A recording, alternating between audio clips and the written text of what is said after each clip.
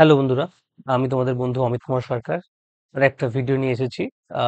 আজকে 22nd September, একটা important day বলতে পারো আমাদের। আজকের এই দিনটা কি হয়েছে? এই দিনটা একই বছরে একাধিক প্রাপ্তি হয় আমাদের এই দিনে। শুরুর দিকে প্রথমে পেয়েছিলাম আমরা আয়করে বড় একটা ছাড়। আজ থেকে ব্যয় কর অর্থাৎ GST, goods and service tax, এটা একটা ইনডিরেক্ট ট্যাক্স, যেটা সংবিধান সংশোধন করে নিয়ে আসা হয়েছিল। এই জিএসটি, যে ইনডিরেক্ট ট্যাক্স, এটার হার কমায় বহু পণ্যের দাম কমাবে, অনেক দাম কমবে।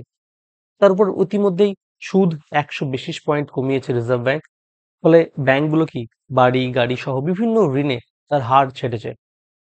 ধার শোধের মালিক, যে মাসিক কিস্তি হয় ইএমআই, তার খরচ বাবদ অনেক লাঘব হয়েছে ঋণ গ্রহীতাদের ক্ষেত্রে। সব মিলিয়ে মধ্যবিত্তদের প্রাপ্তি খুব একটা কম নয়। গত অর্থবর্ষে যাদের আয় 7 লক্ষ থেকে 12 লক্ষ টাকা পর্যন্ত ছিল, নতুন কর কাঠামোয় তাদের সর্বাধিক কর বাবদ দাঁড়ায় 57,200 টাকা। চলতি বছরের একই আয়ে কর দিতেই হবে না। অন্যদিকে আয়করের স্তর বাড়ার ফলে এবং হার কমায় 24 লক্ষ টাকা পর্যন্ত আয়ে সর্বাধিক সাশ্রয় পাওয়া যায়। ওষুধ, বীমার প্রিমিয়াম, অনেক অত্যাবশ্যক পণ্যের দাম কমলে তাতেও খরচ বাড়বে বেশ কিছুটা। সব মিলে হাতে থাকতে পারে অনেকটা বাড়তি টাকা। তাই আমার এই ভিডিওতে এই বাড়তি টাকা আমরা কিভাবে করব, কিভাবে আমরা ইনভেস্ট করব, চলো ছোট্ট একটা স্লাইড নিয়েছি, যে wisely utilise your excess amount, financial freedom by Amit Kumar Sarkar. প্রথমে কি করব?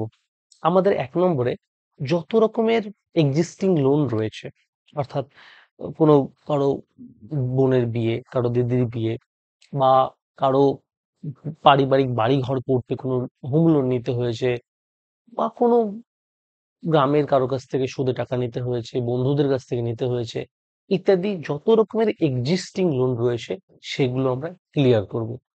এই টাকা, জিএসটি, যে ছোট ছোট জিনিসের যেগুলো দাম কমছে, আমি কিন্তু মাইন্ড সেট করে রাখবো যে আমি এখনো জিএসটি দিচ্ছি, মাথায় রাখবো। তাহলে কি উদ্বৃত্তটা টাকা যেটা আমার থাকবে, সেটা আমি 1 নম্বরে যত রকমের এক্সিস্টিং আমার লোন আছে, প্রথমে আমার ক্লিয়ার করব এক্সিস্টিং লোনগুলোকে। ওকে, এক্সিস্টিং লোনটাকে আমি ক্লিয়ার করব। তারপর কি করব?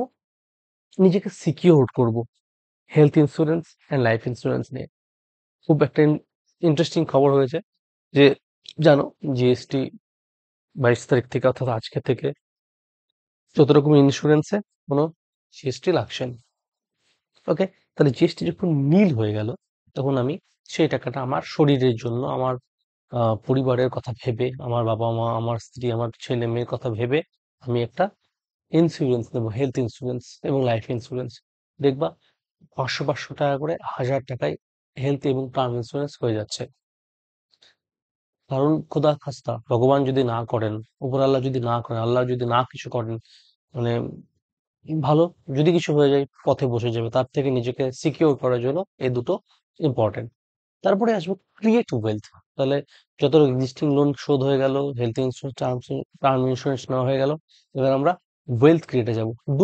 মান্থলি এসআইপি, আগের দিন বলেছি, জিরোধা অ্যাকাউন্ট খুলে একটা ছোট 500 1000 যে যেমন পারবে সেরকম আমরা মান্থলি এসআইপি করবো।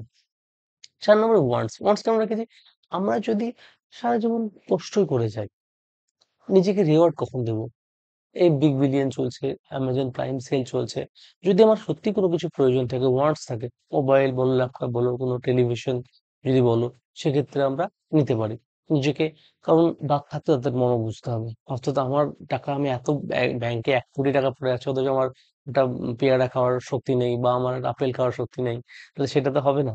এই ওয়ান্টসটা রাখতে হবে। এই জিনিসগুলো মাথায় রাখতে হবে। তাহলে আমরা কি করব? প্রথমে হচ্ছে বুদ্ধিমত্তার সাথে এগুলোকে ইউজ করব। সেকেন্ড করছে আমরা এক্সিস্টিং লোন শোধ করব। এটা একটা আর্টিকেল আমি পেয়েছি, আনন্দবাজার, এটা দিলাম, তোরা পড়লে পড়তে পারো।